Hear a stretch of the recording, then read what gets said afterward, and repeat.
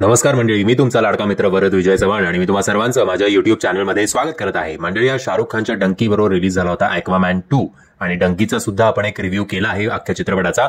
तो जर रिव्ह्यू तुम्ही बघितला नसेल त्याची लिंक तुम्हाला खाली डिस्क्रिप्शन बॉक्समध्ये देतोय. आता येऊया ॲक्वामॅन 2 वर. आता हा डायरेक्ट सिक्वल आहे ॲक्वामॅनच्या पहिल्या भागाचा, सो तुम्हाला पहिला भाग बघणं अत्यंत गरजेचं आहे. नाही बघितलात तर तुमच्या डोक्यावरनं पाणी जाईल. तसं पण ॲक्वा आहे, सो पाणी जाणारच आहे. सो गोष्ट आहे ॲक्वामॅन आणि त्याच्या भावाची. ॲक्वामॅनचा भाऊ म्हणजे आपले कॉन्जरिंग वाले काका. मागच्या पार्टमध्ये त्याच्या भावाला किंगडम मधनं बाहेर काढलं होतं ॲक्वामॅननी आणि आता त्याला परत बोलवलंय कारण ब्लॅक मॅन्टा हा परत आलेला आहे आणि आता या वेळेला त्याच्याकडे एक त्रिशूळ आहे, त्याच्यामुळे तो जास्त पॉवरफुल झालाय. आता त्या खलनायकाला हे दोन भाऊ कसे सामोरं जाणार की पुन्हा एकदा, म्हणजे महाराष्ट्रात दोन भाऊ भांडतायत, ते तुम्हाला माहितीच असेल कोण भावंड आहेत ती.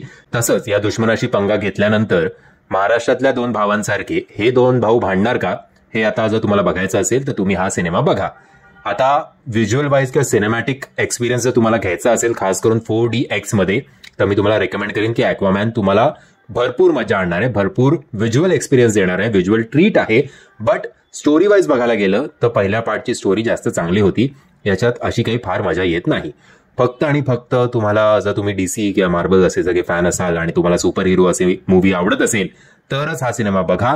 आणि 2D मध्ये अजिबात बघू नका, कारण अशी काही मजा येणार नाही, कारण एवढी स्टोरी खास नाही. जर तुम्हाला टाइमपासच करायचा असेल आणि एक चांगलं सिनेमॅटिक एक्सपिरियन्स घ्यायचा असेल तर हा सिनेमा 3D किंवा 4DX किंवा IMAX मध्ये बघा.